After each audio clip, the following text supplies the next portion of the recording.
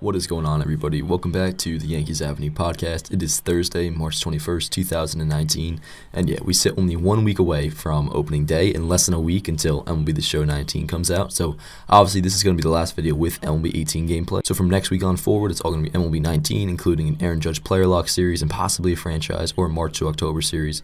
We'll see. Yeah, so we're 5 episodes into the Yankees Avenue podcast. Things are going great, and they're only going to get better now that the season's starting in a week.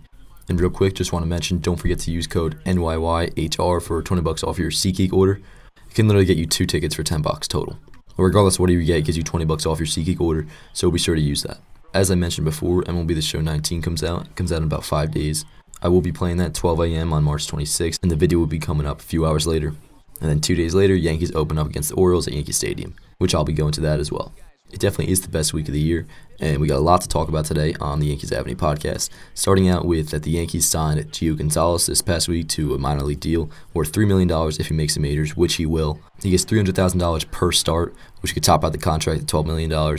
He can opt out on April 20th, and this really is just a great rotation depth signing. I mean, Gio Gonzalez right now is much better than Domingo Germán / Jonathan Wyseego right now. Obviously, he's 33 years old, had a 4.21 ERA, 4.16 FIP last year, made 32 starts, was pretty good for the Brewers down the stretch in terms of the regular season. He wasn't great in the postseason. This isn't like an ace-like acquisition. It's just rotation depth, going to serve as a 4th, 5th starter for the next foreseeable future. So definitely love this signing a lot. I've been talking about it for the past couple weeks, hoping they would sign him. And apparently he didn't get any other offers other than this, and even Dallas Keuchel's still out there, Craig Kimbrell's still out there. They haven't gotten much traction whatsoever. But yeah, overall great signing for the Yankees, and gives them a much better option to turn to, injury-wise, if anything happens to their rotation. But speaking of the pitching staff, Dellin Betances is reportedly going to start the season on the injured list. His velocity has been down all spring. Last week on Sunday, he had a velocity of 87 and 91 miles per hour against the Phillies. But yeah, so he has right shoulder inflammation. Obviously, he's been one of the best relievers in baseball. Had a great year last year. Averaged a 15K per 9 over the past 5 seasons. Ridiculous. But yeah, his velocity's been down. He's been saying, don't worry, it's always like that. Obviously, the Yankees were a little bit concerned. Dellin started to become a little concerned too. And the thought is that just with the delivery of his child this past offseason, he hasn't really gotten into game shape as quick as normal. So you'll probably see him in April. It's going to be a short DL stint, probably a couple weeks. But all in all, this is an injury the Yankees can absorb for a little bit of time because they are so deep in all areas. In the bullpen, you still got Chapman, Britton, Ottavino, Green, Canely, Holder, etc. So the Yankees definitely will be able to absorb this injury for a little bit of time. But obviously you don't want to lose Dellin Betances for the whole year. God forbid that happen, which it won't, but hopefully it won't. But for now, they'll be all right. And another Yankee pitcher, some injury-related news. This one's a little bit better. Luis Severino, he threw for the first time since being shut down. Obviously, he was shut down on March 5th.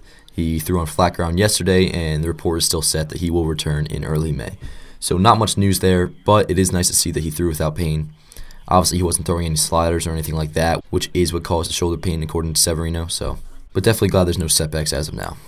And same goes with Severino. I mean, if Severino misses a month, the Yankees can absorb that, especially now with the signing of Gio Gonzalez. Their April schedule is buns. If Severino was out for the whole year, that would be horrible. Absolutely horrible. But just missing a month, the Yankees will be able to absorb that. Boston's not nearly as good as they were last year. They'll still definitely compete for the division. But, I mean, I think we can absorb a Luis Severino injury for 3 to 4 weeks. As long as he's healthy in October and not tipping pitches, I think we'll be quite all right. Anyway, some other Yankee-related news. The Home Run Derby prize that we were talking about last week, where the winner now gets a $1 million check. Aaron Judge was asked about it, and he said he's not really interested, saying, the money doesn't matter. I'm much more worried about winning games. I don't want to get hurt again doing a derby. One, I love that attitude. The money doesn't matter. It's much more about winning games. It just goes to show you that the 2017 Home Run Derby did, in fact, injure him. And it was already reported and was already talked about before, but Judge just confirmed it right there, and that shows why he hit 180 in August with only 3 homers and 7 ribbies. And Judge did go on to say that if it was at Yankee Stadium, he probably would participate. I assume Stanton would too, so there's still that. But yeah, as for Judge, some update on his stats this spring. Crazy. Hitting .353, slugging .1059, 6 homers, 11 extra base hits this spring. Crazy. 2019 MVP is coming for Judge.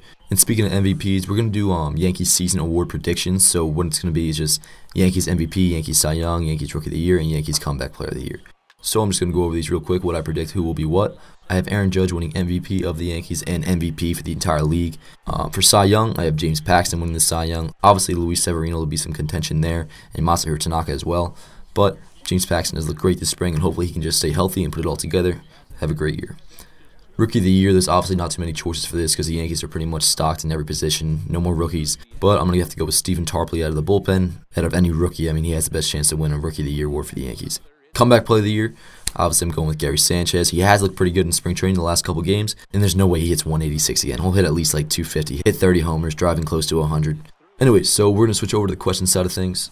Of course, I get the questions through my Instagram pages at Yankees Avenue and at NYY Home Runs, so be sure to shoot them a follow if you haven't already. And especially just to let you know about NYY Home Runs, I post every single home run on that page I did for the 2018 season, every single one, postseason included.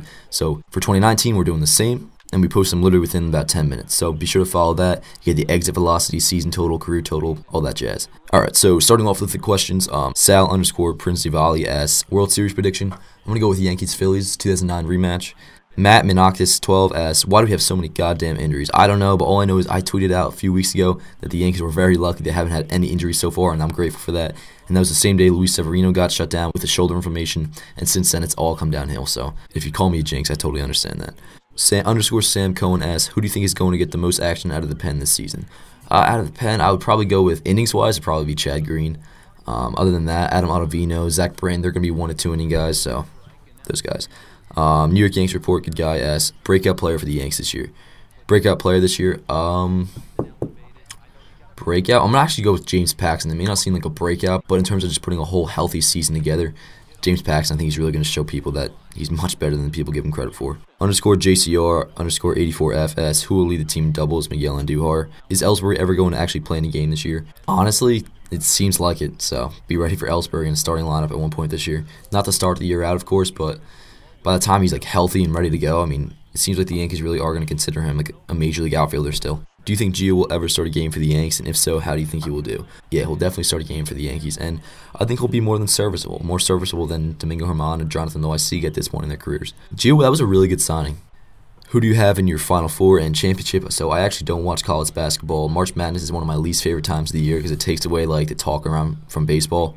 So, and I don't know anything about college basketball. I'm sure down the line I might eventually get into it, but as of now, I'm just not really a fan.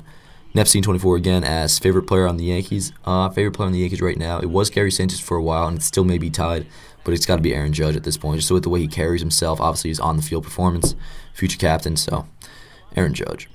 Can Mike Trout be considered the best ever someday if he never gets a ring? Yeah, 100%. I mean, it's not really his fault that the teams around him haven't been that great. Obviously, Mike Trout is the best player in baseball and arguably will be the greatest of all time when all is said and done. I think he'll get a ring, though. He has 12 years now to get a ring, so you would think the Angels would put it together enough to get Trout a ring.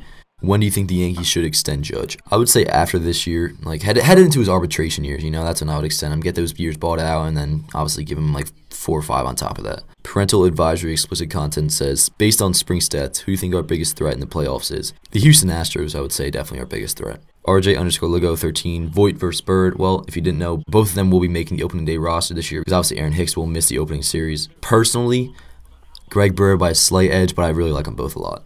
R_Scollins2 asks, who do you think will be the biggest threat to us in the AL? Yeah, as I said before, the Houston Astros.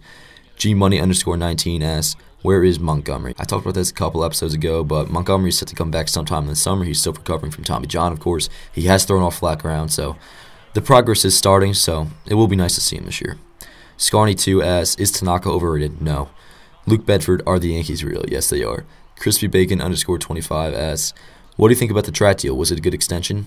I mean, he got underpaid as far as I'm concerned, but yeah, it's a great signing for both sides. I'm glad the Angels will have him for the rest of his career, and I'm glad Trout got $450 million, so that is definitely awesome, and he definitely did deserve it. Nobody else does, though. That Dellin kid asks, what record do you think the Yankees will have at the end of the year? At the end of the year, I'm going to go with, 100 wins, 103 wins, somewhere in that realm. Uncle Sam Hopkins asks, how many home runs will Aaron Judge hit? I'm going 50 plus, and I'm not even kidding. I think there's a very good possibility, or a possibility he hits 60 home runs this year. And I've been saying that since before spring started. Has nothing to do with his spring stats. I think Judge might hit 60 this year, if he stays healthy. DeReal U asks, who do you think will be the starting first baseman by July? That's a great question. I'm actually going to go with Greg Bird. Not sure how it's going to happen, not sure what's going to happen, but I just have a hunch in my gut it's going to be Greg Bird. Jake G.15 asks, Judge 2019 MVP? Well, of course. Anthony_Garita asks, record while dealing with our injuries? Every team's going to have injuries. The Yankees had injuries last year. They still won 100 games, so I really don't think that'll affect too much in terms of the ultimate outcome of the season. 100 wins. They're still going to go 162 or 102 and 60, shit like that. Brian_Alduino asks, who has a better comeback season, Gary Sanchez or Giancarlo Stanton? Well, to say Giancarlo Stanton's really even like eligible for a comeback season, quote unquote, doesn't really make sense because he actually had a really nice year last year, carried the Yankees a lot during the season. Obviously, it was a down year for him, but in terms of better comeback season, it's got to be Gary Sanchez. The guy hit 186 last year, and he's definitely not going to hit that again. Simon_Taylor asks, is Judge the next face of the MLB? He already is the face of the MLB, and it's fucking awesome. Assuming we have pitching injuries, do you go in-house or trade? Well, it depends who's injured. I mean, if Luis Severino is out for the long run, you definitely got to get an ace at the deadline. You got to get like a Madison Bumgarner or some type like that. Even though Bumgarner obviously isn't what he once was, you're going to need to get like a 1-2 pitcher if Luis Severino is out for some time. But as of right now, I mean, we're fine with the CC and Severino injuries, just plugging in Gio Gonzalez and having Luis Cessa or Domingo Germán in the OSC pitch the 5 spot. Danny D2988 asks, will the Yankees sign Didi long term? If so, how much? Yeah, I definitely think so. I think Didi is a 99% lock to get re-signed after the season. Obviously, this is his walk year, and he won't be playing until July. They have tried to talk extensions with him apparently this past offseason and into the spring. But I think, yeah, at some point a deal gets done, and maybe even if that isn't free agency, but I think Didi will definitely be a Yankee for a long time. And in terms of how much, he may fetch, honestly, close to $20 million a year over 4 to 5 years. Stanop52 asks, should we be worried about all the early pitching injuries? Worried? No. I mean, if everything goes how it's supposed to go in terms of Luis Severino pitching by May and CC Sabathia pitching by 3rd week in April, we shouldn't worry just yet. But if Luis Severino, like I said, is out a long time, then that is arguably a reason to panic. Real Jake King, how are you feeling about Gary this spring? Started cool but hot as of late. Yeah, I think Gary Sanchez looked really good this spring. He has hit a lot of balls hard, even when his average was down like the 190s. He was hitting balls hard, and obviously he has like 3 lacing RBI doubles in the past 3 days, so he's looked really good, and not worried about him whatsoever. Never have been. Mosh_Greenfeld asks, with all the injuries, can we still be first in the American League East? Oh, 100%. I think even injured, we're better than the Red Sox. BKS753, can Cessa become a staple on the pitching staff? He does have stuff that could translate nicely out of the bullpen. He probably will get a start in for the rotation this year with all the injuries going on. All right, last question of the day, _Danny_.23 asks, how many homers do you think Gleyber Torres will have this season? I think, yeah, he'll range in like the 15 to 30 homer range. I mean, obviously that's a wide margin, but he did have a nice power year last year. I'm not sure if that'll translate to 2019. If he played the full season, he was hitting about 30 and 100 last year.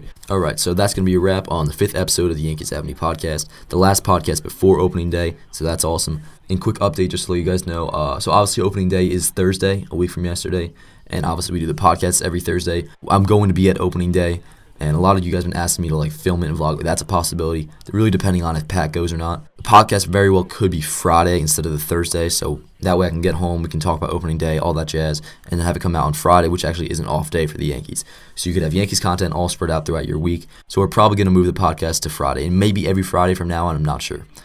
Anyways, don't forget to use code NYYHR for $20 off your SeatGeek order. You guys can go to a bunch of games cheap with that code, so be sure to use that. It helps you guys out, helps me out. And another quick little update, as I talked about before, MLB The Show 19 comes out in a few days.